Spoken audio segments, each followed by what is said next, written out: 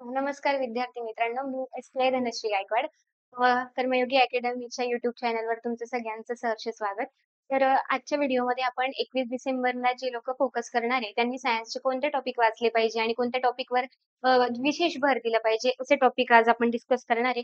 तर मी आता फक्त टॉपिक सांगेल तुम्हाला. ते टॉपिक तुम्ही काय करा, तुम्ही जे रेफरन्स बुक वाचत असाल, त्याच्यामधून एकदा फक्त ओव्हरलूक करा. कारण तुम्ही सगळेजण आता रिव्हिजन करत असाल, तर कोणत्या टॉपिकला रिव्हिजन जास्त केली पाहिजे, त्यासाठी आजचं हे लेक्चर असणार आहे तुमचं.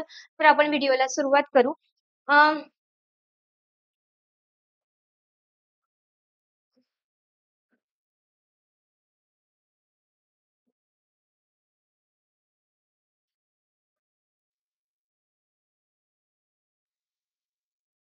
मला माहिती आहे बघा, की कंबाईनसाठी आपल्याला सायन्सला एकूण 15 प्रश्न असतात. त्याच्यामधले आपल्याला बायोलॉजीला सर्वात जास्त वेटेज असतं बघा. 8-9 प्रश्न बायोवर असतात.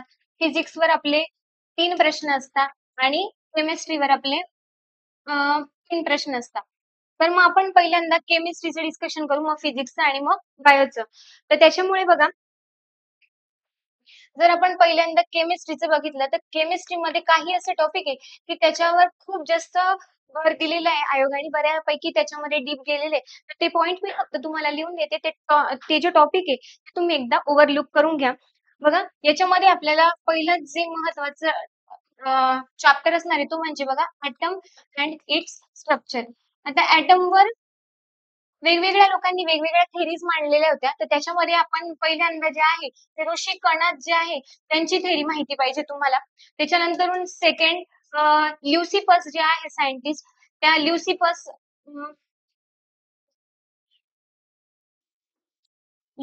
यांची थेरी. त्याच्यानंतरून डेमोक्रेटस जे आहे, यांची थेरी. त्याच्यानंतरून बघा, सगळ्यात महत्वाचे मग वेगवेगळे सायंटिस्ट आले, त्यांनी ॲटम बद्दल वेगवेगळ्या थेरीज मांडल्या. तर ते आपल्याला सायंटिस्ट महत्वाचे बघा. तर आपले सगळ्यात पहिले सायंटिस्ट जे आहे डाल्टन, त्याच्यानंतरून त्यांची थेरी माहिती पाहिजे. त्यांनी काय थेरी सांगितली होती आणि त्यांच्या थेरीवर का आक्षेप घेतला गेला आणि मग पुढची थेरी मांडण्यात आली, हे सुद्धा आपल्याला माहिती पाहिजे बघा. त्याच्यानंतरून डाल्टन झाल्यानंतरून आपले सेकंड जे आहे ते आहे जे थॉम्सन. त्याच्यानंतरून आपले नेक्स्ट सायंटिस्ट आहे ते म्हणजे रुदरफोर्ड. तर रुदरफोर्ड जे आहे, यांचा एक एकदम महत्वाचा एक्सपेरिमेंट आहे, तो म्हणजे गोल्ड फॉइल एक्सपेरिमेंट. तो गोल्ड फॉइल एक्सपेरिमेंट आपल्याला माहिती पाहिजे. त्याच्यानंतरून त्यांनी जे कन्क्लुजन मांडले होते त्यांचा गोल्ड फॉइल एक्सपेरिमेंटवरून, ते कन्क्लुजन आपल्याला माहिती पाहिजे. त्यांची जी थेअरी आहे ती का फेल गेली, हे आपल्याला माहिती पाहिजे. आणि रुदरफोर्ड नंतरून पण एक सायंटिस्ट आले होते बघा, त्यांचं नाव होतं नील बोहर. तर नील बोहर यांची थेरी सुद्धा खूप महत्वाची आहे, कारण आयोगाने याच्यावर बऱ्यापैकी डीप जाऊन प्रश्न विचारलेले. त्याच्यामुळे त्याचे जे थोडेसे मध्ये-मध्ये त्यांनी इक्वेशन्स दिले, ते इक्वेशन आपले पाठ असले पाहिजे. त्याच्यानंतर बघा, ह्या चॅप्टरमध्ये अजून एक काही महत्वाचे जे पॉइंट आहे, ते आहे बघा आपले हायझेनबर्ग अनसर्टिनिटी प्रिन्सिपल. त्याच्यानंतर डी ब्रोग्लीचा एक नियम आहे, तो आपल्यासाठी महत्वाचा असणार आहे. त्याच्यानंतरून ह्या टॉपिकमध्ये महत्वाचा आहे आपले क्वांटम नंबर. त्याच्यानंतरून आता हे क्वांटम नंबर जे आहे ते वेगवेगळ्या प्रकारचे आहे बघा. प्रिन्सिपल क्वांटम नंबर आहे, अझिम्युथल क्वांटम नंबर आहे, मॅग्नेटिक क्वांटम नंबर आहे, स्पिन क्वांटम नंबर आहे. तर प्रिन्सिपल क्वांटम नंबर आपल्याला काय इंडिकेट करतो, तर तो नंबर ऑफ शेल सांगतो. त्याचप्रमाणे स्पिन क्वांटम नंबर काय सांगतो. याचे सगळ्यांचे जे महत्वाचे फंक्शन आहे, हे तुम्हाला माहिती पाहिजे. त्याच्यानंतरून त्याच्यावर काही फॉर्म्युलेज पण आहे बघा, की ऑर्बिटल आपल्याला जर कॅल्क्युलेट करायचे असेल, तर त्याच्यासाठी वेगवेगळे फॉर्म्युले, नंबर ऑफ शेलसाठी वेगवेगळे फॉर्म्युले. आपल्याला क्वांटम नंबरमध्ये हा एक महत्वाचा टॉपिक असणार आहे. त्याच्यानंतर आपला अजून एक महत्वाचा टॉपिक असणार आहे बघा, ॲटममध्ये. तर तो म्हणजे काय, की ॲटमचं स्ट्रक्चर. तर ॲटमचं स्ट्रक्चरमध्ये सर्वांना माहिती आहे बघा, की त्याच्यामध्ये न्यूट्रॉन, इलेक्ट्रॉन असले, तरी पण आपल्याला महत्त्वाच्या ज्या कन्सेप्ट आहे बघा, त्या ॲटॉमिक नंबर म्हणा किंवा ॲटॉमिक मास नंबर असेल. त्याच्यानंतरून आपल्या बऱ्याचदा मुलांना याच्यामध्ये कन्फ्युजन होतं, की ॲटॉमिक मास म्हणजे काय आणि ॲटॉमिक नंबर म्हणजे काय? ते एकदा तुम्ही क्लिअर करा. त्याच्यानंतर मी म्हणते 1 ते 20 पर्यंत जे एलिमेंट्स आहेत, त्यांची नावं आपल्याला माहिती पाहिजे, त्यांचे ॲटॉमिक नंबर माहिती पाहिजे आणि त्यांचं हायब्रिडायझेशन आपल्याला माहिती पाहिजे. म्हणजे नक्की ते त्यांच्यामध्ये किती शेल्स असतात किंवा त्यांचं हायब्रिडायझेशन आपण कसं लिहायचं 1:2, 2 आहे, 1:2, 2:2. जी मेथड आहे प्रॉपर, ती तुम्ही 1 ते 20 जे एलिमेंट आहे त्यांची तुम्हाला माहिती असली पाहिजे. त्याच्यानंतर आपण पुढे बघू बघा. आयसोटोप्स हा एक महत्त्वाचा टॉपिक आहे. आयसोटोप्स झालं, त्याच्यानंतर आयसोटोन्स झालं, त्याच्यानंतरून पुढे आयसोबार झालं. हे खूप महत्वाचे टॉपिक आहे बघा. आता पण राज्यसेवेवर आयोगाने हा प्रश्न विचारला होता. हायड्रोजनचे आपल्याला विचारलं होतं प्रोटियम, ड्यूटेरियम आणि ट्रिटियमचं. तर असंच जाऊन पुढे आपल्याला एखाद्या दुसऱ्या एलिमेंटचं विचारलं जाऊ शकतं. तर त्यासाठी आपल्याला आयसोटोप्स हा एक महत्वाचा टॉपिक आहे. त्याच्यानंतर बघा याच्यामध्येच एक टॉपिक येतो त्याच्यामध्ये आयसोटोपचे वेगवेगळे युजेस आहे बघा. म्हणजे एक स्पेसिफिक आयसोटोप, आयोडीनचे आयसोटोप जे आहे ते गॉइटर या आजारासाठी यूज केले जातात. किंवा अजून काही-काही स्ट्रॉन्शियम आहे, युरेनियमचे आहे, की जे न्यूक्लिअर एनर्जीमध्ये वापरले जातात. तर ते स्पेसिफिकली तुम्हाला माहिती पाहिजे, की कोणता आयसोटोप्स जो आहे तो त्याचा यूज काय आहे किंवा कोणत्या इंडस्ट्रीमध्ये त्याचा यूज केला जातो. त्याच्यानंतर कार्बन डेटिंग मेथड जी आहे ती एक महत्त्वाची आहे. कारण एखाद्या जीवाश्म हा जो आहे तो किती वर्षापूर्वी त्याची डेथ झालेली आहे वगैरे, ते आपल्याला माहिती करण्यासाठी कार्बन डेटिंग मेथड खूप इम्पोर्टंट आहे. त्याच्यामुळे अजून एक तुमचा याच्यामध्ये टॉपिक ॲड होईल तो म्हणजे कोणता? तर कार्बन डेटिंग मेथड. मला असं वाटतं, की हा जो टॉपिक आहे, हा आपल्याला मार्क देणारा विषय किंवा हा मार्क देणारा टॉपिक आहे, तर याच्यावर विशेष लक्ष दिलं पाहिजे. या टॉपिकमध्ये तुम्ही जेवढे डीप जाऊ शकाल, तेवढं तुम्ही डीप गेलं पाहिजे. त्याच्यानंतरून आपण नेक्स्ट हे घेऊ बघा, नेक्स्ट टॉपिक घेऊया, म्हणजे सेकंड केमिकल बॉन्डिंग.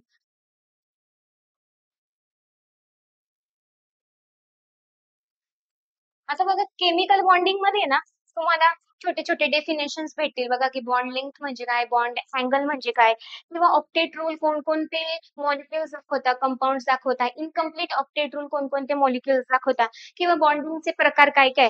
आता आत्ताचीच राज्यसेवेला एक प्रश्न विचारला होता बघा, की MgCl2 मध्ये आपल्याला कोणत्या बॉन्डचा टाइप दिसतो? तर त्याचा आन्सर होता आयनिक बॉन्ड. तसेच आपल्याला पुढे जाऊन वेगवेगळ्या प्रकारचे मॉलिक्युल्स विचारतील आणि त्यांच्यामधले बॉन्डिंगचे टाइप्स विचारू शकतात. तर त्यामुळे केमिकल बॉन्डिंगमध्ये तुमचा महत्त्वाचा भर कशामध्ये असला पाहिजे? डेफिनेशन्सवर. तर तुम्हाला कोणकोणते डेफिनेशन्स करायचे आहे? तर बॉन्ड अँगल किंवा बॉन्ड लेंग्थ म्हणजे काय? किंवा ऑक्टेट रूल कोणकोणते मॉलिक्युल्स दाखवतात? त्याच्यानंतरून इन्कम्प्लीट ऑक्टेट रूल कोण-कोण दाखवतं? ओके. त्याच्यानंतरचा आपला मेन टॉपिक असणार आहे बघा, तो म्हणजे काय, की इंटरमॉलिक्युलर बॉन्डिंग यांच्यामध्ये काही इंट्रामॉलिक्युलर बॉन्डिंग आहे. तर त्यानुसार इंटरमॉलिक्युलर आणि इंट्रामॉलिक्युलर यांच्यानुसार जे आपण टाइप्स बघितले, तर काही आयनिक बॉन्ड फॉर्म करतात, तर काही कोव्हॅलेंट बॉन्ड फॉर्म करतात. तर तुमचं एक महत्त्वाचं काम असणार आहे, ते म्हणजे काय, की कोव्हॅलेंट बॉन्डिंग जे आहे, ते कोव्हॅलेंट बॉन्डिंग कोणकोणते कंपाउंड्स दाखवतात. त्याच्यानंतरून कोव्हॅलेंट बॉन्डिंगच्या कॅरेक्टरिस्टिक्स काय-काय? म्हणजे कोव्हॅलेंट बॉन्ड फॉर्म होताना ते पाण्यामध्ये विरघळतात की ऑर्गॅनिक सॉल्व्हेंटमध्ये असे मॉलिक्युल्स विरघळतात किंवा यांचे बॉन्ड स्ट्रॉंग असतात की वीक असतात, त्यांच्यामधून इलेक्ट्रिसिटी पास होते की नाही, हे सगळे कॅरेक्टरिस्टिक्स जे आहे ते कोव्हॅलेंट बॉन्डिंगचे. तसेच तुम्हाला आयनिक बॉन्डिंगचे सुद्धा करायचे. म्हणजेच काय की आयनिक बॉन्डिंग जे आहे ते कोणकोणते मॉलिक्युल्स आपल्याला साधाच प्रश्न असाच विचारतील, की एखाद्या मॉलिक्युलचं तुम्हाला नाव देतील आणि विचारतील की यांच्यामध्ये आयनिक बॉन्डिंग आहे, कोव्हॅलेंट बॉन्डिंग आहे, कोणतीच बॉन्डिंग नाहीये. तर असा प्रश्न फॉर्म होऊ शकतो. तर ह्या दोघं टॉपिककडे आपलं विशेष लक्ष असलं पाहिजे. यांच्यामध्ये पण सेम कंपाउंड्स किती कोणते-कोणते आहे कंपाउंड असे की ते आयनिक बॉन्डिंग दाखवतात आणि आयनिक बॉन्डिंगच्या कॅरेक्टरिस्टिक्स काय-काय हे आपल्याला याच्यामध्ये माहिती पाहिजे. त्याच्यानंतरून बघा केमिकल बॉन्डिंगमध्येच बऱ्याच थेअरी सुद्धा दिलेल्या आहेत बघा. म्हणजे वेगवेगळे सायंटिस्टने वेगवेगळ्या थेअरी मांडलेल्या आहेत. त्याच्यामध्ये महत्त्वाची जी थेअरी असणार आहे आपली, ती आहे आपली व्ही-एस ची थेअरी जी आहे, ती आपल्याला महत्त्वाची म्हणजे बॉन्ड पेअर जर जवळ आल्या तर त्यांच्यामध्ये अट्रॅक्शन होतं, की रिपल्शन होतं. त्याच्यामुळे त्या मॉलिक्युलच्या सिमेट्रीवर काय परिणाम होतो.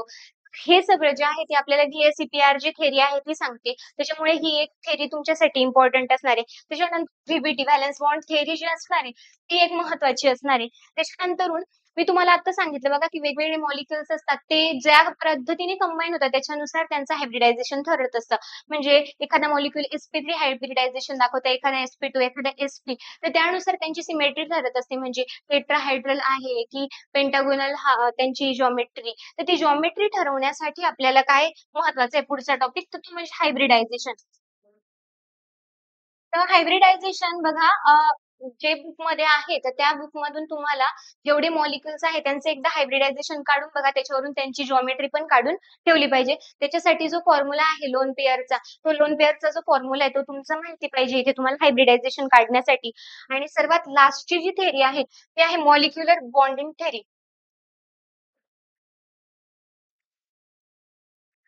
ही मॉलिक्युलर बॉन्ड थेअरी.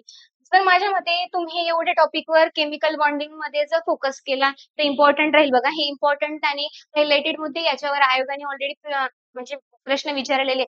कदाचित याच्याच रिलेटेड जर पुढे प्रश्न आला तर आपण त्याच्यासाठी प्रिपेअर्ड पाहिजे. म्हणून मला तरी असं वाटतं की हायब्रिडायझेशन एक तुमचा महत्वाचा मुद्दा असणार आहे. कारण हायब्रिडायझेशन वरून आपण त्या मॉलिक्युलची जॉमेट्री सांगणार आहे की तो नक्की कोणती जॉमेट्री दाखवतो. त्याच्यानंतर व्हीबीटी थेअरी सुद्धा महत्वाची असणार आहे.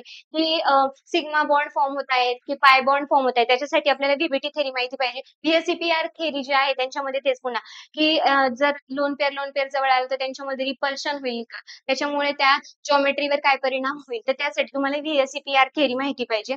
त्याच्यानंतर आपण पुढे जाऊया बघा. नेक्स्ट टॉपिक असणार आहे आपले आयएमपी लॉ. केमिस्ट्रीमध्ये बऱ्यापैकी असे लॉज आहे बघा की त्याच्यावर डायरेक्टली प्रश्न विचारला जातो किंवा हे महत्वाचे पुढच्या येणाऱ्या कंबाईनसाठी ते आपल्यासाठी मार्क देऊ शकता बघा. तर ते आयएमपी लॉज कोणकोणते बघा तर त्याच्यामध्ये गॅसचे काही काही लॉज आहे ते खूप इम्पॉर्टंट आहे. तर बघा त्याच्यामध्ये पहिला लॉ येईल तुमचा बॉइल्स लॉ. आता बॉइल्स लॉ करताना काय कराल रिव्हिजन करतोय आपण तर त्याच्यामुळे आपल्याला फक्त त्यांचे समीकरण लक्षात ठेवायचे बघा की P is inversely proportional to volume. म्हणजेच काय की प्रेशर जर आपण इन्क्रीज केलं तर व्हॉल्यूम काय होईल डिक्रीज होईल. हे जे आहे असे समीकरण ते काय करा तुम्ही लक्षात ठेवा. त्याच्यानंतर चार्ल्स लॉ जो आहे आपला चार्ल्स लॉ काय सांगतो V is directly proportional to T. त्याच्यानंतरून गेल्युसेकचा लॉ काय सांगतो असे फक्त समीकरण जरी तुम्ही लक्षात ठेवले ना तरी सुद्धा चालतील कारण आपल्याला समीकरणच विचारतील की याच्यामधला चार्ल्स लॉ कोणता आहे यांच्यामधला बॉइल्स लॉ कोणता आहे किंवा रिलेशन सांगा बॉइल्स लॉचं. तर त्यासाठी आपल्याला त्यांच्यामधलं इन्व्हर्स रिलेशन आहे की प्रपोर्शनल रिलेशन आहे हे माहिती पाहिजे. त्याच्यानंतरून बघा चार्ल्स लॉ झाला. त्याच्यानंतर नेक्स्ट लॉ आहे आपला गेलुसेकचा लॉ. गेलुसेकचा लॉ काय सांगतो P is directly proportional to T. तर एवढे मात्र लॉ जे आहे ते तुम्ही केले पाहिजे बघा. इम्पॉर्टंट लॉ आहे हा ॲव्होगॅड्रोचा लॉ आहे तुमचा V is directly proportional to N.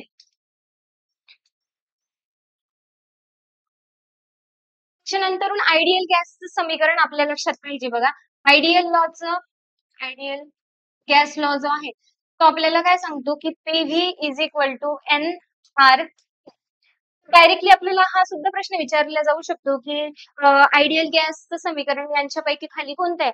तर आपलं कन्फ्युजन नाही झालं पाहिजे की नक्की आर हा इकडे आहे किंवा टी हा इकडे आहे की पी इकडे. म्हणजे तसं आपलं तिथे ऐन टाइमवर कन्फ्युजन नाही झालं पाहिजे. त्याच्यामुळे हे जे लॉज आहे ते एकदा तुम्ही रिवाइज करून घ्या. त्याच्यानंतरून महत्वाचे लॉ जर पुढे बघायचे झाले बघा तर तुमचा law of conservation of matter. Law of conservation of matter म्हणजे आपल्याला माहिती बघा mass of reactant is always equal to mass of product. आपण जेवढं रिएक्टंट घेतलं आहे तर आपल्याला रिएक्शन नंतरून सुद्धा तेवढंच प्रोडक्ट भेटेल कमी जास्त मिळणार नाही. हा एक लॉ आपल्यासाठी महत्वाचा असणार आहे बघा. त्याच्यानंतर लॉ ऑफ कॉन्स्टंट प्रपोर्शन.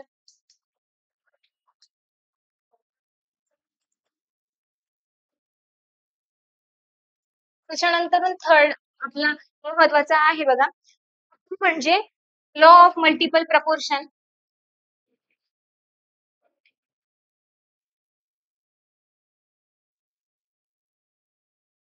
केमिस्ट्रीच्या दृष्टीने आपले महत्वाचे टॉपिक असणार आहे बघा. त्याच्यानंतरून जर इम्पॉर्टंट टॉपिक म्हणायचं झालं तर अलोय एक महत्वाचं इम्पॉर्टंट टॉपिक आहे बघा. अलोयवर बऱ्याचदा प्रश्न विचारले जातात. एक दोन प्रश्न असे आहेत की तेच तेच दोन तीन वेळा रिपीट झालेले. हा नेक्स्ट टॉपिक आपला असणार आहे बघा अलोय. अलोयवर पण आयोगाने बऱ्यापैकी प्रश्न विचारले आणि रिपीट होत असतात बघा. ब्रॉन्झचीच आपल्याला 1-2 वेळा म्हणजे कोणाचं मिक्सचर असतं हे विचारलं होतं. तर अलॉयमध्ये आपण पहिल्यांदा घेऊ स्टेनलेस स्टील. आता स्टेनलेस स्टीलमध्ये आपल्याला माहिती आहे बघा, कार्बन, क्रोमियम, निकेल आणि फेरस म्हणजेच लोह एवढे असतात. त्याच्यानंतरून ब्रॉन्झ जे आहे त्याच्यामध्ये कॉपर प्लस टिन असतो. त्याच्यानंतरून ब्रासमध्ये कॉपर आणि झिंक आहे. तर असे जेवढे बुकमध्ये असतील तेवढे तुम्हाला माहिती असले पाहिजे. कारण ब्रॉन्झवरच 2दा PYQ आहे बघा. ब्रॉन्झचं त्यांनी 1-2 वेळा विचारलंय. तर आपल्याला बाकीचे सुद्धा अलॉय माहिती पाहिजे. त्याच्यानंतरून आपण पुढे जाऊ बघा. तर पुढचा जो इम्पोर्टंट टॉपिक असणार आहे तो म्हणजे आपला पिरियॉडिक टेबल. पिरियॉडिक टेबल बघा, पिरियॉडिक टेबलमध्ये सुद्धा बघा डायरेक्टली आपला पिरियॉडिक टेबल बनला नाही. तर वेगवेगळ्या लोकांनी काय केलं होतं आधी पिरियॉडिक टेबल असा असू शकतो म्हणजे पहिल्यांदा तर एलिमेंटच माहिती नव्हती. मग एलिमेंटचा शोध लागला आणि मग वेगवेगळे जे सायंटिस्ट आहे त्यांनी पिरियॉडिक टेबल बनवायला सुरुवात केली. तर सगळ्यात पहिले जे सायंटिस्ट आहे बघा ते आहेत डोबेरायनर. तर आपल्याला डोबेरायनर ट्रायड्स माहिती पाहिजे, की कोणकोणते असे मॉलिक्युल्सच्या 3 एलिमेंटच्या जोड्या आहेत, की ते डोबेरायनरचे ट्रायड्स दाखवतात. त्याच्यानंतर कदाचित आपल्याला असाही प्रश्न विचारला जाऊ शकतो, 3 यांच्यामध्ये डोबेरायनरचे ट्रायड्स दिलेले असू शकतात आणि याच्यामध्ये नसेल फॉलो करत ट्रायड्स, तर मग ते ऑड मॅन आउट आपल्याला ओळखावं लागेल. त्यासाठी आपल्याला डोबेरायनरचे ट्रायड्स माहिती पाहिजे. त्याच्यानंतरून सेकंड जे सायंटिस्ट आहेत, ते असणार आहे आपले Newlands octave.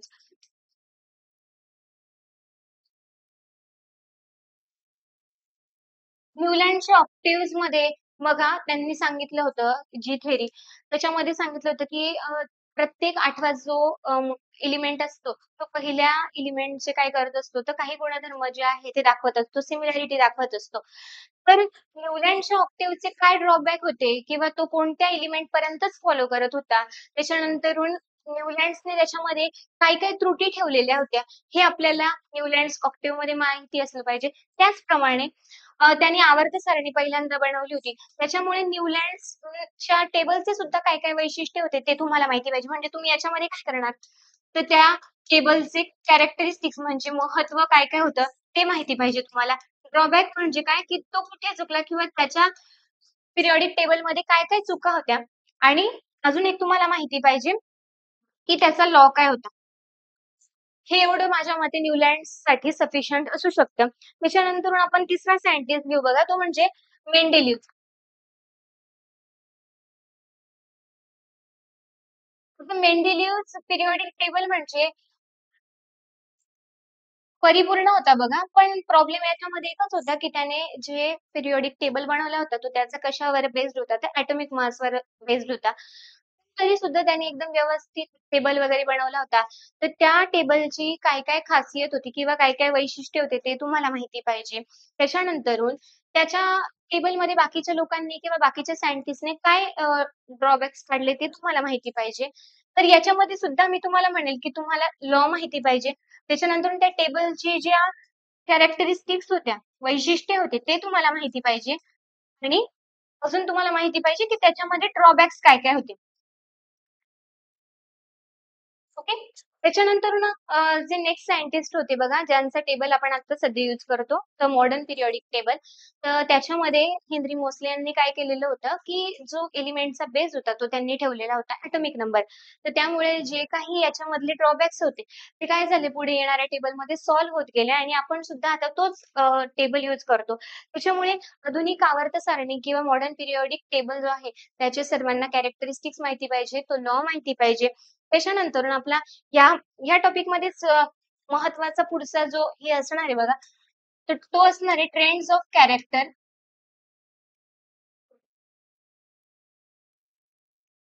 In modern periodic table.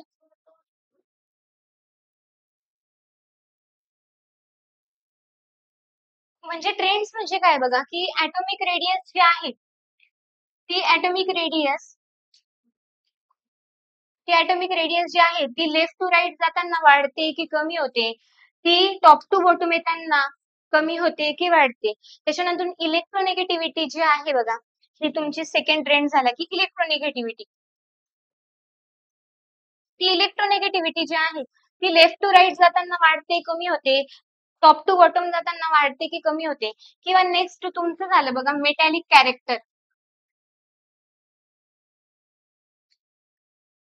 Metallic character म्हणजे बघा आपण जसं लेफ्ट टू राईट जातो तसं काय होत जातं तर मेटॅलिक प्रॉपर्टीज कमी होत जातात, नॉन मेटॅलिक प्रॉपर्टीज वाढत जातात.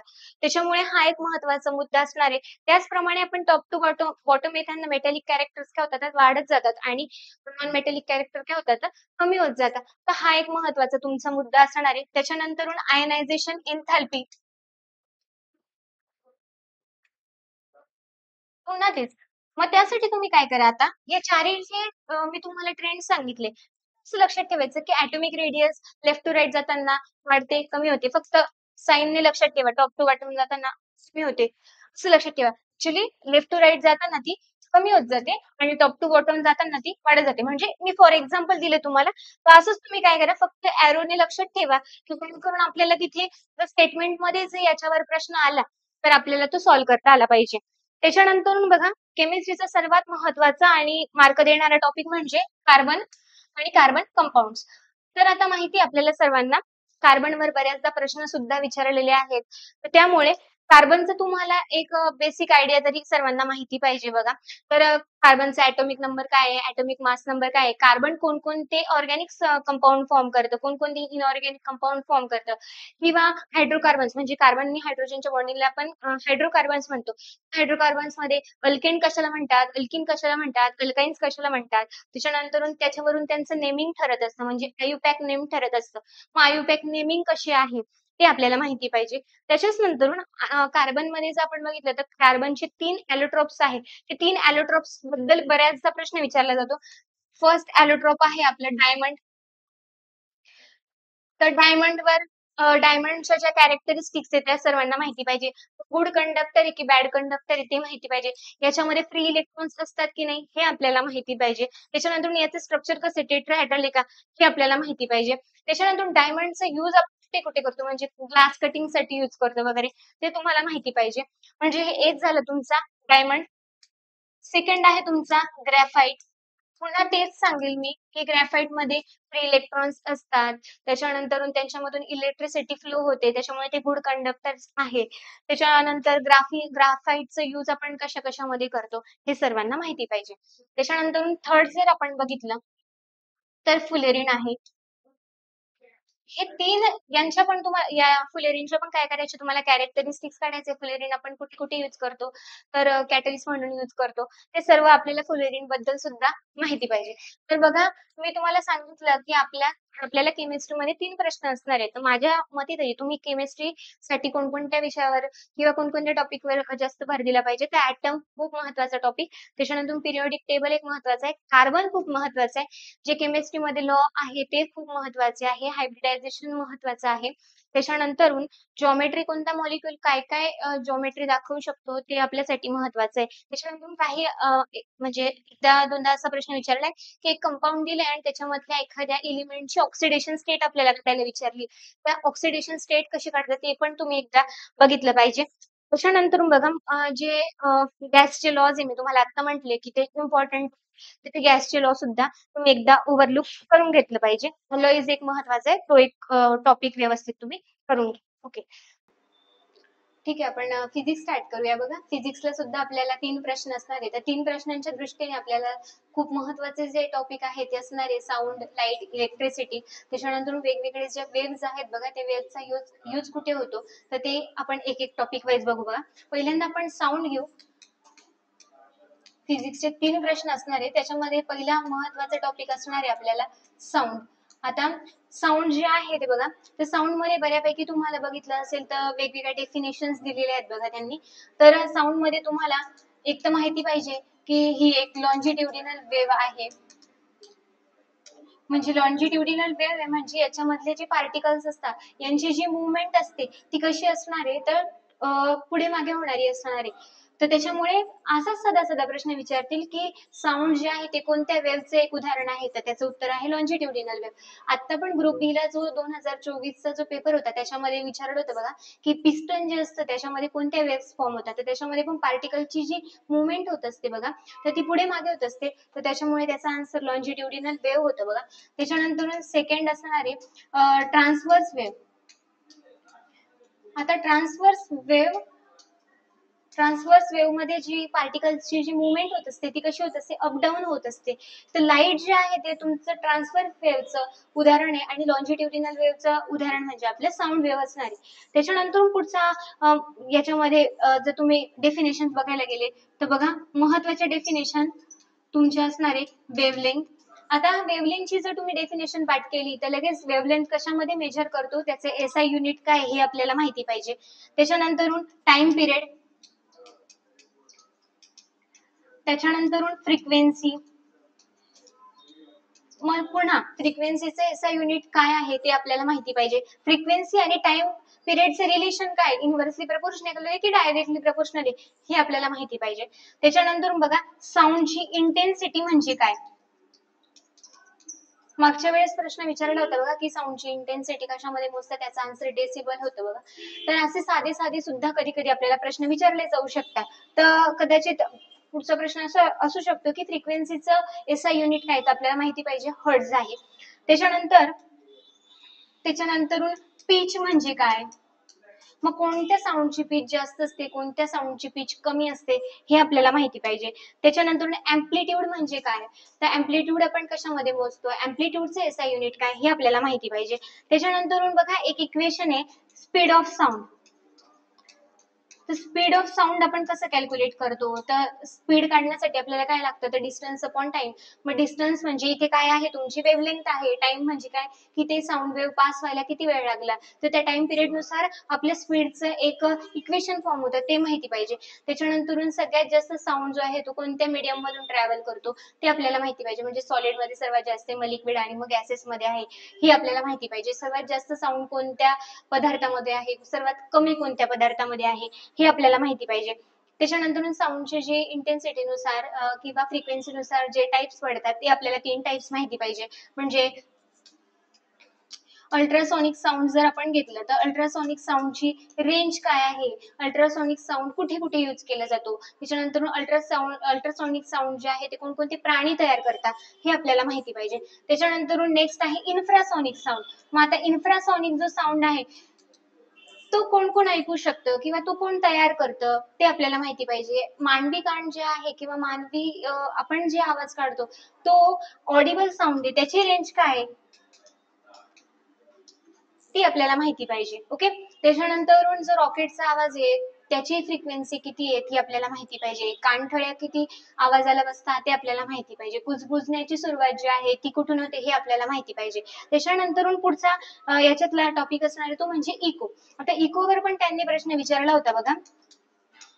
तर इकोसाठी मिनिमम डिस्टन्स किती पाहिजे सोर्स आणि त्या साऊंडचा सोर्सचं किंवा त्या रिफ्लेक्टिंग सरफेसचं हे आपल्याला माहिती पाहिजे. ओके.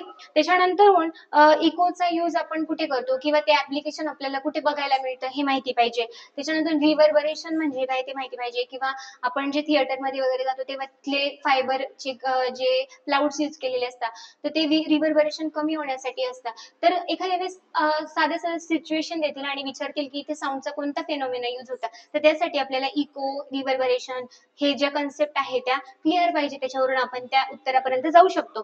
त्याच्यानंतर बघा सोनार जी सिस्टीम आहे,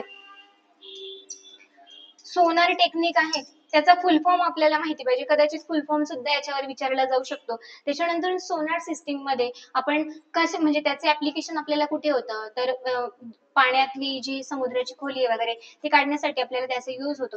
तर त्याच्यामध्ये कोणकोणते ट्रान्समीटर रिसिव्हर यूज केलेले असतात त्याची एक जी प्रोसेसिंग आहे ती तुम्ही एकदा बघून घ्या सोनार सिस्टीमची. त्याच्यानंतर डॉपलर इफेक्ट आहे. मग डॉपलर इफेक्ट आपण कुठे यूज करतो किंवा डॉपलर इफेक्टचा वापर करून आपण कोणकोणत्या टेक्नॉलॉजीज मध्ये त्याचा ऍप्लिकेशन करू शकतो हे एक टॉपिक तुमचा महत्वाचा असणार आहे. आणि सर्वात महत्वाचा आणि इम्पॉर्टंट टॉपिक असणार आहे तुमचा या चॅप्टर मधला तो म्हणजे मानवी कान. आता मानवी कानमध्ये तर आपल्याला माहिती आहे की एक्सटर्नल इयर असतो मिडल आणि एक इनसाइड इयर असतो. तर त्याच्यामध्ये ते साधे साधे विचारतील की जे बोन्स असतात त्यांचा बाहेरून त्या आतमध्ये क्रम लावा. ओके, त्याच्यानंतरून बाहेरचं जे कान आहे एक्सटर्नल इयर त्याचं फंक्शन सांगा. मग त्यानुसार आपल्याला ते माहिती पाहिजे की एक्सटर्नल इयरचं काम काय आहे, त्याच्यानंतरून इंटरनल इयरचं काम काय आहे, कॉक्लिअरचं जे काम आहे ते काय आहे, त्याच्यानंतर साऊंडच्या ज्या नर्व्हज असतात त्या काय काम करतात. तर एक तो महत्वाचा तुमचा टॉपिक असणार आहे तो म्हणजे काय तर ह्युमन इयर. ह्युमन इयर त्याच्यानंतरून फंक्शन वेगवेगळ्या पार्टचे फंक्शन काय काय आहे, म्हणजे एक्सटर्नल इयरचं फक्त काम काय असतं की ते बाहेरचा जो साऊंड आहे तो मध्ये पाठवण्याचं काम करतं. मग मिडल इयरचं काम काय आहे की ते कॉम्प्रेशन्स घेतं, रिफ्रॅक्शन्स घेतं, मग ते मध्ये पाठवण्याचं काम करतं. तर हे सगळं जे आहे तुम्हाला फंक्शन मध्ये बघायला मिळेल. त्यामुळे मानवी कान हा सुद्धा आपल्यासाठी एक महत्वाचा या टॉपिक मध्ये पार्ट असणार आहे. त्याच्यानंतर आपण दुसरा टॉपिक घेऊया बघा, तो म्हणजे लाईट असणार आहे बघा. आता लाईटवर पण बऱ्याचदा प्रश्न, म्हणजे एखादा प्रश्न असतो बघा, जर फिजिक्स म्हटलं तर लाईटवर प्रश्न हमखास दिसतो आपल्याला. तर लाईट मध्ये एकदम सोप्या सोप्या कन्सेप्ट आहे आणि ना लाईट मध्ये काय करा तुम्ही मिरर आणि लेन्स असा सायमल्टेनियसली अभ्यास केला ना तर तुमचं क्लिअर किंवा डाऊट नाही राहणार. कारण बऱ्याचदा कन्फ्युजन असं होतं की मिररचा फॉर्म्युल्यामध्ये नक्की प्लस आहे की लेन्सच्या फॉर्म्युल्यामध्ये प्लस आहे, असं कन्फ्युजन होतं आणि तिथे आपलं कन्फ्युजन नाही झालं पाहिजे. त्याच्यामुळे सायमल्टेनियसली जरी तुम्ही इकडच्या साईडला मिरर आणि इकडच्या साईडला लेन्स घेतलं तरी जास्त फायदेशीर ठरेल बघा. तर त्याआधी तुम्हाला मिरर मिरर म्हटले तर तुम्हाला त्यांचे टाइप्स माहिती पाहिजे. कॉन्केव्ह मिरर, त्याच्यानंतर कॉन्व्हेक्स मिरर. मग आता कॉन्केव्ह मिररचे यूज कुठे होतात, कॉन्व्हेक्स मिरर आपण कुठे कुठे यूज करतो.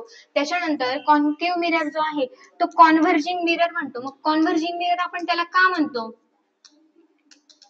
किंवा कॉन्व्हेक्स मिररला आपण डायव्हर्जिंग मिरर का म्हणतो, हा एक महत्वाचा टॉपिक असणार आहे त्याच्यामध्ये. त्याच्यानंतर बघा ज्या गोली आरशाच्या रिलेटेड काही आपल्याला संकल्पना दिलेल्या आहेत बघा बुकमध्ये, तर त्याच्यामध्ये तुम्हाला कोणकोणत्या कन्सेप्टवर भर द्यायचा आहे बघा. तर एक म्हणजे सेंटर ऑफ कर्वेचर, म्हणजे जर तुम्हाला डायरेक्टली डेफिनेशन आली आणि विचारलं की ही कन्सेप्ट कोणाच्या रिलेटेड आहे तर तुम्हाला ऍटलीस्ट ते माहिती पाहिजे. तर त्यासाठी तुम्हाला काय काय माहिती बघा, सेंटर ऑफ कर्वेचर, त्याच्यानंतर बघा रेडियस ऑफ कर्वेचर, त्याच्यानंतरून फोकस कशाला म्हणतात, त्याच्यानंतर फोकल लेंथ म्हणजे काय, फोकस फोकल लेंथ, त्याच्यानंतरून प्रिन्सिपल ऍक्सिस म्हणजे काय. ओके, त्याच्यानंतर जर तुम्ही लेन्सच्या बाबतीत धरले तर ऑप्टिकल सेंटर म्हणजे काय. ओके, त्याच्यानंतर पोल म्हणजे काय, या कन्सेप्ट तुमच्या याच्यामध्ये आले पाहिजेत.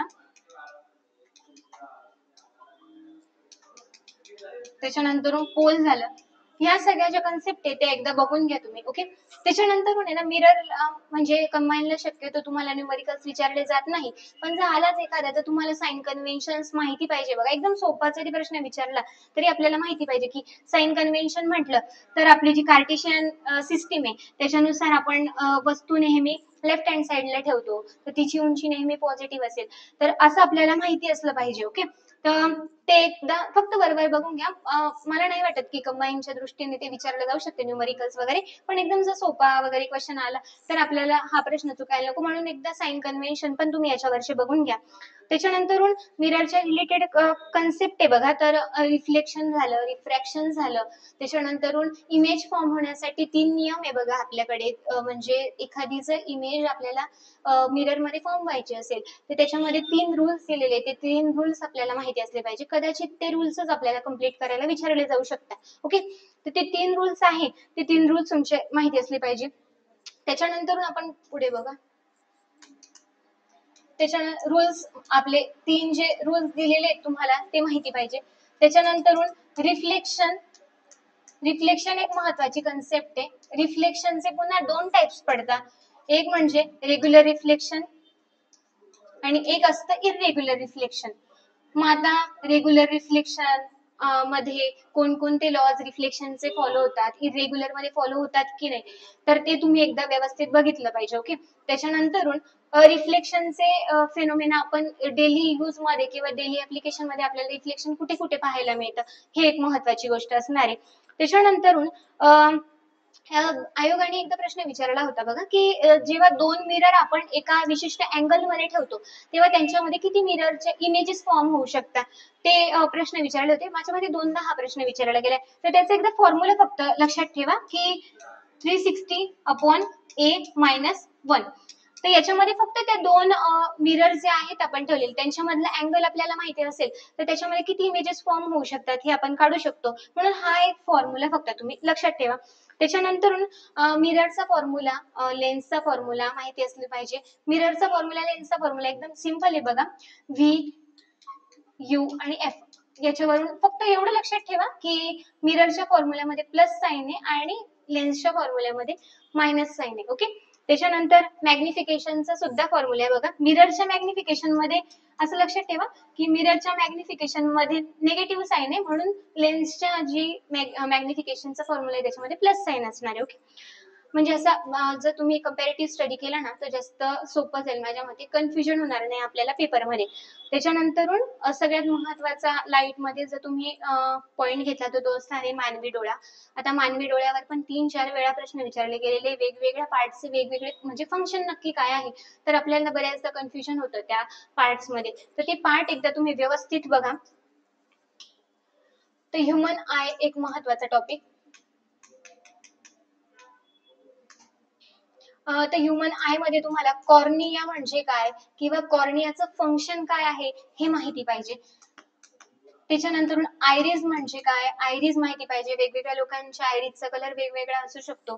त्याच्यानंतर आयरिसचं काम काय, फंक्शन म्हणजे एक काम करा, इकडे सगळे जे आयचे पार्ट पडतात ते लिहा, इकडे त्यांचं फंक्शन लिहा, म्हणजे तुम्हाला स्टडी करणं जास्त सोपं जाईल, रिव्हिजन करणं जास्त सोपं जाईल.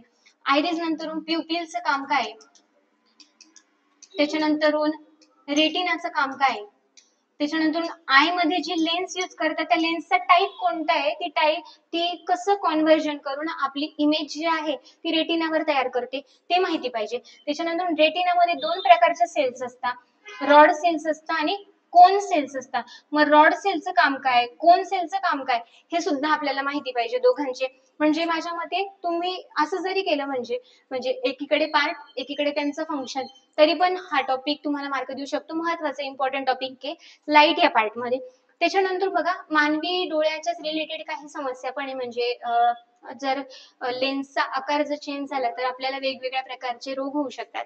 तर त्या रोगांमध्ये सुद्धा महत्वाचे जे आहे ते असणार आहे तुमचे मायोपिया,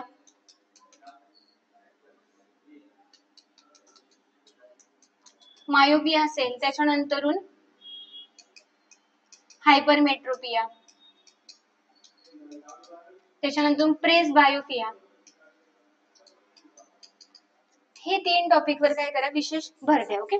त्याच्यानंतर बघा रिफ्लेक्शन जसं झालं तसं रिफ्रॅक्शन सुद्धा महत्वाचं आहे. म्हणजे ज्यावेळेस लाईट एका मीडियम मधून दुसऱ्या मीडियम मध्ये जातो तेव्हा त्याच्या डायरेक्शन मध्ये जो चेंज होतो तर त्याचे आपल्याला रूल्स माहिती पाहिजे. पहिल्यांदा की डेन्सर मीडियम मधून रेअरर मीडियम मध्ये जाताना काय होतं, रेअरर मीडियम मधून डेन्सर मीडियम मध्ये जाताना काय होत असतं, तर ते एक लॉस तुम्हाला माहिती पाहिजे, स्नेल्सचा लॉ माहिती पाहिजे.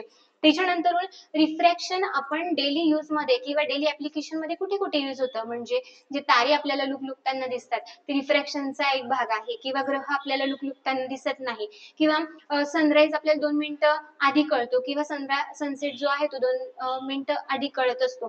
तर ते जे कळण्याचं जे रिझन आहे त्याच्या मागे फेनोमेना कोणता आहे, तर तुमचा रिफ्रॅक्शनचा फेनोमेना आहे. तर ते एकदा लक्षात ठेवा की रिफ्रॅक्शनवर कोणते कोणते फेनोमेना डिपेंडंट आहे. म्हणजे जर आपल्याला 3-4 एक्झाम्पल दिले आणि असं विचारलं की याच्यामध्ये लाईटचा कोणता फेनोमेना यूज होता, तर आपल्याला तिथे लक्षात राहिलं पाहिजे की रिफ्रॅक्शन इथे यूज होते. त्याच्यानंतर बघा रिफ्लेक्शन नंतरून तुमचं एक असणार आहे ते म्हणजे रिफ्लेक्शनचे टाईप आहे का, इंटरनल रिफ्लेक्शन आणि total internal reflection, partial internal reflection. तर ते एकदा तुम्हाला माहिती पाहिजे की जर क्रिटिकल अँगल त्याच्यामध्ये कशाला म्हणतात, क्रिटिकल अँगल कितीला तयार होत असतो, त्याच्यानंतर टोटल इंटरनल रिफ्लेक्शनचे ऍप्लिकेशन्स काय काय, म्हणजे ऑटोमेटिव्ह रेन सेन्सर मध्ये तो यूज केला जातो, ऑप्टिकल फायबर मध्ये तो यूज केला जातो, त्याच्यानंतर आपण जे मृगजळ बघतो त्याच्यामध्ये टोटल इंटरनल रिफ्लेक्शन असं यूज केलेलं असतं एंडोस्कोपीमध्ये. मग ते जे ऍप्लिकेशन्स आहेत ना ते एकदा फक्त रीड करून घ्या की टोटल इंटरनल रिफ्लेक्शनवर कोणकोणते फेनोमेना बेस्ड आहे. ओके, त्याच्यानंतर आपल्याला पुढचा टॉपिक महत्त्वाचा असणार आहे तो म्हणजे डिस्पर्शन ऑफ लाईट. आता डिस्पर्शन ऑफ लाईट जर आपण टॉपिक काढला तर आपल्याला मेन जो फेनोमेना आठवतो तो म्हणजे काय, तर रेनबो. तर रेनबो मध्ये काय रिफ्लेक्शन पण यूज होतं, इंटरनल रिफ्लेक्शन पण होतं आणि डिस्पर्शन पण होतं. या तिघांचं कॉम्बिनेशन म्हणजे आपला रेनबो असतो. तर त्याच्यामध्ये पहिल्यांदा काय होतं, रिफ्लेक्शन होतं की रिफ्रॅक्शन होतं ते तुम्ही एकदा सिक्वेन्स वाईज लक्षात ठेवण्याचा प्रयत्न करा. त्याच्यानंतर स्कॅटरिंग ऑफ लाईट म्हणजे आपल्याला जो निळा कलर दिसतो आकाशामध्ये तो स्कॅटरिंगचा एक परिणाम असतो, तो टिंडाल परिणामाशी रिलेटेड असतो.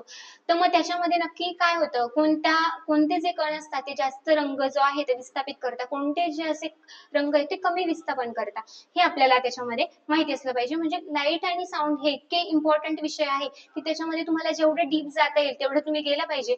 कारण जर आपल्याला दरवर्षी मध्ये त्याच्यामध्ये 1-2 प्रश्न जर विचारलेच जात असतील तर आपल्याला तो टॉपिक काय असणार आहे, महत्वाचा असणार आहे. त्याच्यानंतर जर तुम्ही फिजिक्सचा नेक्स्ट टॉपिक घेतला तर तो म्हणजे करंट इलेक्ट्रिसिटी असणार आहे बघा.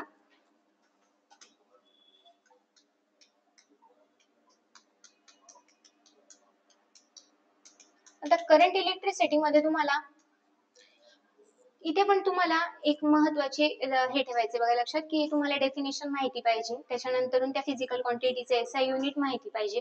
ओके, त्याच्यानंतर ऍटलिस्ट तुम्ही एवढं लक्षात ठेवा की त्याचं फंक्शन काय, म्हणजे आता जर आपण इलेक्ट्रिक सर्किट घेतलं तर आता इलेक्ट्रिक सर्किटचे वेगवेगळे कंपोनेंट्स असणार आहे, म्हणजे रेजिस्टर असणार आहे, ॲमीटर असणार आहे, व्होल्टमीटर असणार आहे, तर किंवा इलेक्ट्रिक बल्ब असणार आहे, प्लग की असणार आहे. मग प्लग कीचं नक्की त्या इलेक्ट्रिक सर्किटमध्ये काय काम असतं किंवा ॲमीटरचं काय काम असतं, ॲमीटर हे आपण सिरीज मध्ये जोडतो की पॅरलल मध्ये जोडतो, हे सगळ्या ज्या क्वांटिटीज आहे ना त्या क्वांटिटीचं काय करायचं तुम्हाला फंक्शन माहिती पाहिजे. तर त्यासाठी काय करा, फिजिकल क्वांटिटीचा एक चॅप्टरच आहे बघा आपल्याला की फिजिकल क्वांटिटी आणि त्याचे युनिट्स. मग त्याच्यामुळे करंट इलेक्ट्रिसिटी मध्ये जेवढे पण काही व्होल्टेज, करंट, चार्ज, जेवढ्या पण काही क्वांटिटीज येतात ना त्या सर्वांचे तुम्हाला एसआय युनिट आणि डेफिनेशन्स माहिती पाहिजे. ओके, त्याच्यानंतर मग त्यासाठी तुम्ही एकच काम करू शकता, इथे सगळ्या काय करा, फिजिकल क्वांटिटीज लिहा आणि त्या फिजिकल क्वांटिटीजचे एसआय युनिट काय ते इकडच्या साईडला लिहिलं तर एसआय युनिट लिहा. हे झालं फिजिकल क्वांटिटीच्या बाबतीत. त्याच्यानंतर त्यांचं फंक्शन लिहा बघा.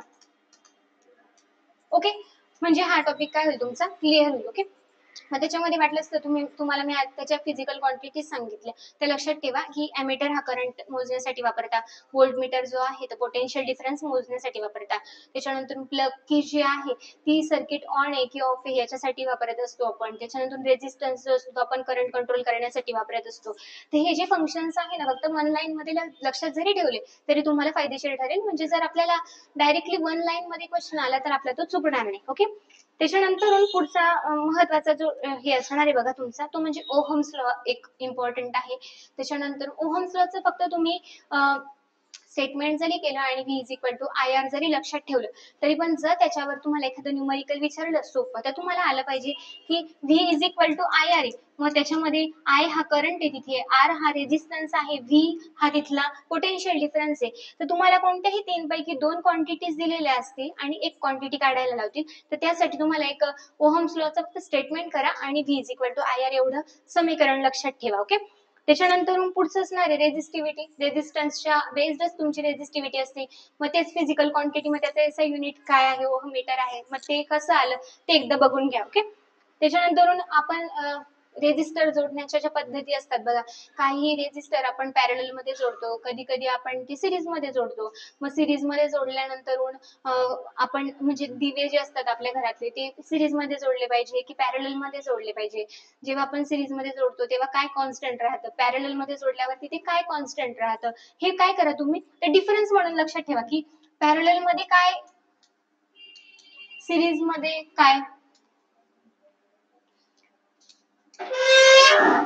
म्हणजे पॅरलल मध्ये काय आणि सिरीज मध्ये काय हे काय करा, असं डिफरन्सने लक्षात ठेवा. ओके, म्हणजे पॅरलल मध्ये ठेवल्यानंतर कोणती क्वांटिटी कॉन्स्टंट राहते, सिरीज मध्ये ठेवल्यानंतर कोणती क्वांटिटी कॉन्स्टंट राहते. जर असं तुम्ही डिफरन्सने लक्षात ठेवलं ना, तर माझ्या मते ते जास्त फायदेशीर ठरेल, कन्फ्युजन होणार नाही. ओके, त्याच्यानंतर पुढचा टॉपिक आपण घेऊ, तो म्हणजे ज्यूल्स लॉ. ज्यूल्स लॉ एक खरंच खूप इम्पॉर्टंट असणार आहे बघा. ज्यूल्स लॉ वर सुद्धा न्यूमेरिकल्स विचारले जातात, पण शक्यतो कंबाईनला नाही विचारणार. तर त्याच्यामुळे ज्यूल्स लॉचं फक्त काय करा, स्टेटमेंट पार्ट ठेवा आणि जे इक्वेशन आहे तुमचं ज्यूल्स लॉचं तेवढं फक्त जरी लक्षात ठेवलं, एकदा ते ओव्हरलुक केलं तरी माझ्या मते तेवढं सफिशियंट आहे आपल्यासाठी. आता आपला लास्ट पार्ट राहतोय बघा, तो म्हणजे काय की तुम्ही आता जे महत्वाचे आपल्या बुक मधले पूर्ण जे टॉपिक असणार आहे त्याचा आपण एक ओव्हरलुक घेऊ की कोणत्या टॉपिकवर आता तुम्ही एकदा वाचलं पाहिजे बघा. तर एक्स-रे म्हणा, गॅमा रे, अल्ट्राव्हायोलेट रे, व्हिजिबल लाईट, रेडिओ वेव्हज आणि मायक्रोवेव्हज यांचे जे ऍप्लिकेशन्स आहे बघा, म्हणजे कुठे कुठे यूज केले जातात, डायमंड कट करण्यासाठी काय यूज केलं जातं, कोणकोणते वेव्हज यूज केले जातात. तर मायक्रोवेव्हजच्या जे युजेस आहेत, हे सर्व युजेस आहे ना तुम्ही एक पेज घ्या व्यवस्थित आणि त्याच्यावर रेडिओ वेव्स कुठे यूज केले जातात, गॅमा रेज कुठे यूज केले जातात, अन्न पदार्थ टिकवण्यासाठी कोणते यूज केले जातात, किंवा बटाट्यांना कोंब नाही येऊ म्हणून कोणते रेज यूज केले जातात, व्हिजिबल लाईटचा आपल्याला बघण्यासाठी काय उपयोग होतो, किंवा अल्ट्राव्हायोलेट रेज कुठे यूज केले जातात. जास्त प्रमाणात अल्ट्राव्हायोलेट रेजचा जर आपण आपल्या शरीरामध्ये गेले तर त्याच्याने काय परिणाम होऊ शकतो, हे सगळे जे आहे, किंवा बल्गलर अलार्म जो असतो त्याच्यामध्ये कोणते यूज केले जातात, इन्फ्रारेड रेज यूज केले जातात. तर मग त्यांचे जे ऍप्लिकेशन्स आहेत ना एकदा, तर हे एकदा तुम्ही ओव्हरलुक करून घ्या. आणि सगळ्यात लास्टचा जो टॉपिक आहे तो म्हणजे लॉज. लॉज फिजिक्स मध्ये बघितलं ते एक 7-8 महत्वाचे लॉज आहे. तर त्याच्यापैकी काही दिले बघा मी ते. न्यूटन्स लॉ ऑफ मोशन म्हणजे न्यूटनचा first law of motion, second law of motion, third law of motion. त्याच्यानंतर त्याची करोलरी दिली बघा, कन्झर्वेशन ऑफ मोमेंटम. त्याच्यावर आत्ताचा प्रश्न विचारला होता राज्यसेवेला 2-4 दिवसांपूर्वी. तर त्याच्यामुळे न्यूटन्स लॉ ऑफ मोशन आपल्यासाठी महत्वाचे असणार आहे. त्याचप्रमाणे Newton's first law of motion वर कोणकोणत्या फिनोमेना डिपेंडंट आहे, म्हणजे डायरेक्शनच्या रिलेटेड कोणते आहे वगैरे, तर ते तुम्हाला माहिती पाहिजे. त्याच्यानंतर राईट हँड थंब रूल माहिती पाहिजे, इलेक्ट्रिसिटीच्या रिलेटेड हा पार्ट येईल तुमचा.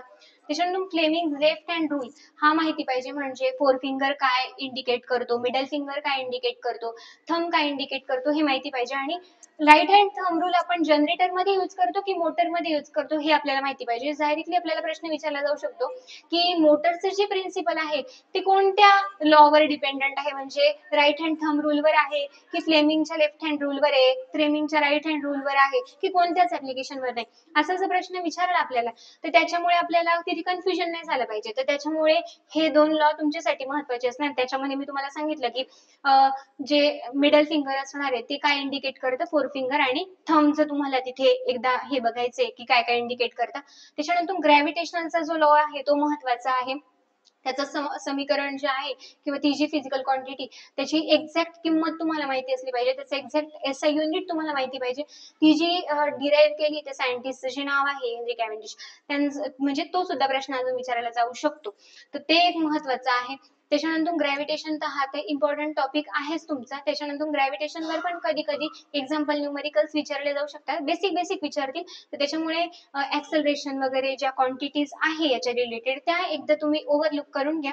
ते तुमचे याच्यामध्येच येईल, म्हणजे फिजिकल क्वांटिटी. आणि मी तुम्हाला जे सांगितले आतापर्यंत की फिजिकल क्वांटिटी ज्या ज्या महत्वाच्या आहे फिजिक्स मध्ये त्या तुम्ही एकदा बाहेर काढा, त्याचे एसआय युनिट काढा, तर त्याच्यामध्ये तुमचं एक फिजिकल हे जे ग्रॅव्हिटेशनल कॉन्स्टंट आहे तो पण येईल, ऍक्सलरेशन येईल, व्हेलॉसिटी येईल, त्याच्यानंतर प्रेशर वगैरे सगळं जे आहे ते तुमचं त्या फिजिकल क्वांटिटीज मध्ये आलं पाहिजे. त्याच्यानंतर पास्कल लॉ जो आहे तो महत्वाचा आहे, त्याचे ऍप्लिकेशन्स तुम्हाला इथे महत्वाचे आहे पास्कल लॉचे. त्याच्यानंतर बर्नॉलिस प्रिन्सिपल खूप महत्वाचं आहे, त्याचे ऍप्लिकेशन्स महत्वाचे, म्हणजे जे चिमनीज असतात त्याच्यामध्ये ते यूज केलं जातं ते प्रिन्सिपल, ते आपल्याला माहिती पाहिजे.